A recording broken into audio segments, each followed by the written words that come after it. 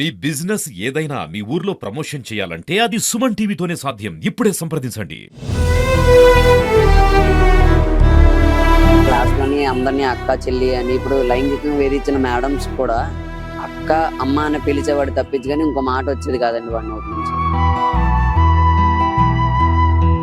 నా వల్ల కావట్లేదు సిద్ధు, ఏటి చెయ్యాలిరా నాకు, ఒకటి ఆ మేడంని కొట్టేయాలని ఉంది, లేదా నేను చచ్చిపోవాలని ఉంది అని ఆ మాట మాత్రం అనడండి.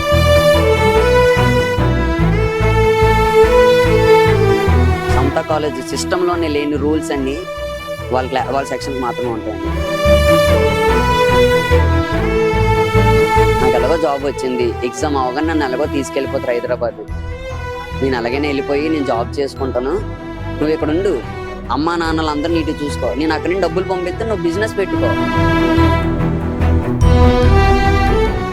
Welcome to Suman TV. నేను మీ చందు యాదవ్. సాయి తేజ అర్ధాంతరంగా ఉరి వేసుకుని చనిపోవడం, అసలు ఎందుకు చనిపోయాడు, ఎట్లా చనిపోయాడు, సాయి తేజకు వచ్చిన కష్టం ఏంటి అని చెప్పి సాయి తేజ తమ్ముడు సిద్ధు ఉన్నాడు. సిద్ధుని అడిగి మరిన్ని విషయాలు తెలుసుకునే ప్రయత్నం చేద్దాం. అసలు సాయి తేజ ఎట్లా ఉండేవాడు, ఎట్లా చదివేవాడు, అసలు ఎందుకు ఈ రోజు ఈ సంఘటన ఎందుకు జరిగిందో సాయి తేజ తమ్ముడు ఉన్నాడు, వారిని అడిగి మరిన్ని విషయాలు తెలుసుకునే ప్రయత్నం చేద్దాం. ఎట్లా ఉండేవాడు నీతో సాయి తేజ? నాతో చాలా క్లోజ్ గా ఉండేవాడు అండి. మంచి వ్యక్తి. కాలేజ్ లో ఒకరిని బ్యాడ్ గా బిహేవ్ చేయడం అనేది ఉండదు. అలాగని చదవని స్టూడెంట్ కూడా కాదు, మంచి టాప్ ర్యాంకర్ అండి. అలాగని క్లాస్ లోని అందరినీ అక్క, చెల్లి అని ఇప్పుడు లైంగికంగా వేధించిన మేడమ్స్ కూడా అక్క, అమ్మ అని పిలిచేవాడు తప్పించి కానీ ఇంకో మాట వచ్చేది కాదండి వాడి నోటి నుంచి. ఇంట్లో నీతో ఎట్లా బిహేవ్ చేసేవాడు? సరదాగా ఉండేవాడు అండి, ఇంట్లో అందరితోని సరదాగా ఉండేవాడు. కాకపోతే వీళ్ళు పెట్టిన బాధలు బయటికి చెప్పుకోలేక, అలాగని ఫ్రెండ్స్ కి చెప్తే వాళ్ళ సర్కిల్లో ఉన్న వాళ్ళు క్లాస్ లో చెప్పే వాళ్ళకి అందరికి చెప్తే ఎక్కడ వాళ్ళు కూడా వీళ్ళలాగా క్రిటిసైజ్ చేసి వీళ్ళలాగా హింస పెడతారేమో, వాళ్ళకు కూడా మార్క్స్ ద్వారా ఎక్సెట్రా రికార్డ్స్ ద్వారా అలాంటి ద్వారా వీళ్ళకి కూడా ఇలాగ ఇబ్బంది అవుతుందేమో అనేసి భయపడి ఫ్రెండ్స్ కూడా చెప్పడం మానేశాడని. అప్పుడప్పుడు చెప్తూ ఉంటే లైక్లే, ఈ జనరేషన్ అలాంటిదే కదండి, లైక్లే ఏముంటది, ఏదో షో అప్ కోసం చెప్పుకుంటాడేమో అని అనుకునేవాడిని. సిద్ధు ఇలాగా ఈ మేడం ఇలాగ అంటున్నారా, తప్పురా, అమ్మ అంటాను అయినా ఆవిడ ఇలాగ అంటుంది, అయినా ఇంకో మేడం సిద్ధు ఆ మేడం సపోర్ట్ చేస్తుందేమోరా, నాకు భయం వేస్తుంది, రికార్డులు ఉన్నాయి రాయలేకపోతున్నాను, రాశాను రాంగులు కొట్టారు, చిన్న మిస్టేక్స్ కి రాంగులు కొట్టారు, మళ్ళీ రాశాను మళ్ళీ రాంగులు కొట్టారు, నేను రాయలేకపోయాను ఇంకో చేతి రాయించాను తప్పులు కొట్టారు, నా చేతి రాయించాడు తప్పులు కొట్టారు. అలాగని ఈ రోజు 2 వారాల కిందట నేను రాసినాడని, ఈ రోజు రేపు వాళ్ళకి ప్రాక్టికల్స్ ఉన్నాయి, ఈ రోజు మార్నింగ్ పేరెంట్స్ వచ్చి అడిగితేనే కానీ సంతకం పెట్టలేదు. ఈ రోజు చిన్న తప్పులు చూడలేదు, ఎందుకంటే ఈ రోజు పేరెంట్స్ ఇక్కడికి వచ్చి మాట్లాడారు. మళ్ళీ ఏమంటున్నారు ఫ్యాకల్టీ, మీ అబ్బాయి మంచివాడు, మీ అబ్బాయి ఎవరిని మనరు, అదే మాట అంటున్నారు. తప్పని అది మాత్రం వీడి వల్ల వీళ్ళ క్లాస్ వాళ్ళు కూడా సఫర్ అయ్యారు, ఈ ఫ్యాకల్టీ వీళ్ళిద్దరి వల్ల. అంటే ఫ్యాకల్టీ పేరు ఎప్పుడైనా సాయి తేజ అప్పుడు నీతో మాట్లాడుతున్నప్పుడు సాయి తేజ తమ్ముడు ఇలాగా ఆ ఫ్యాకల్టీ ఇలాగా క్రష్ అని చెప్పి ఎప్పుడైనా చెప్పేవాడా, ఇలా నా మీద ఇష్టపడుతున్నారు చెప్పేవాడు. అంటే ఇంట్లో వాళ్ళకి షేర్ చేసుకోలేకపోయినా, ఫ్రెండ్స్ కి షేర్ చేయకపోయినా, అంటే ఒకే పక్కన పడుకుంటాం, ఒకే దగ్గర తింటాం, నాకైతే మాత్రం షేర్ చేసుకున్నాడని.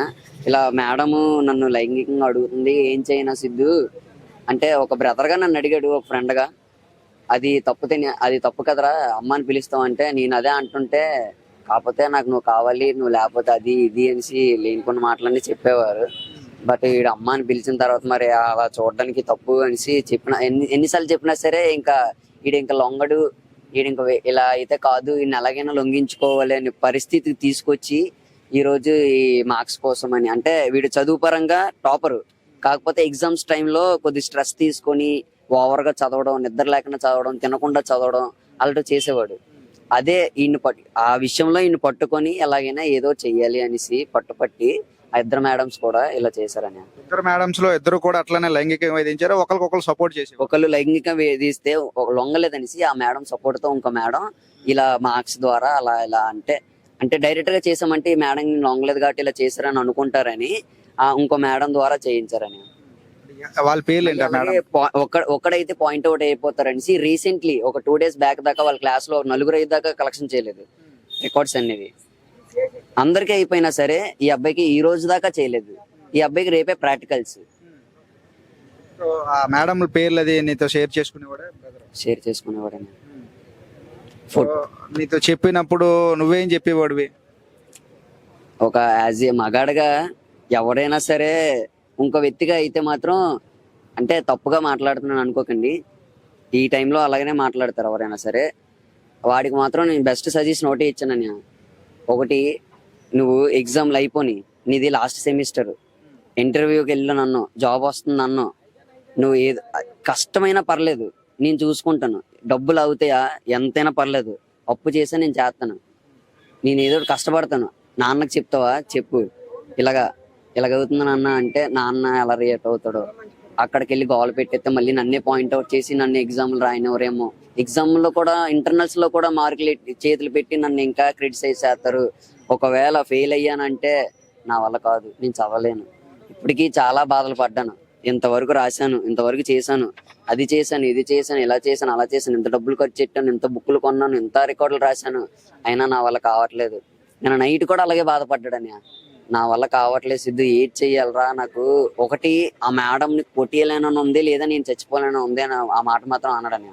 ఎందుకురా అంత బాధపడుతున్నావు, కావాలంటే రేపు మార్నింగ్ నేను వచ్చి మాట్లాడుతాను అంటే నువ్వు నీ మాట చల్లదురా, నువ్వు చదువుకున్నాడువే, నీకు కాలేజ్ ఉంటది, నీకు ఎగ్జామ్స్ ఉన్నాయి, నువ్వు చదువుకోరా, అమ్మ నాన్నలు పంపిస్తాను అనేసి నన్ను కాలేజ్కి పంపిస్తాడని. యాజ్ యూజువల్ గా మా చెల్లి కూడా అలాగే వెళ్ళిపోయింది. మా అమ్మ నాన్న మావయ్యని కాలేజీకి పంపించి అగత్యం చేసుకున్నాడు. ఇదంతా ఎప్పటి నుంచి జరుగుతుంది అసలు?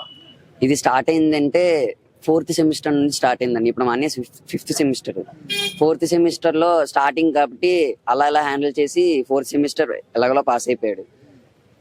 ఈ స్టూడెంట్ ఇలా అయితే అవ్వదనేసి వాళ్ళిద్దరు అనుకున్న ప్లానింగ్ ప్రకారం ఇలా అయితే ఈ స్టూడెంట్ లొంగడు అని చెప్పి రోజుకో టెస్ట్ కింద క్లాస్ అందరికి పెట్టేవారు. పనిష్మెంట్ ఒక్కడికి ఇస్తే పాయింట్అవుట్ అవుతారనేసి క్లాస్ అందరికి పెట్టేవారు.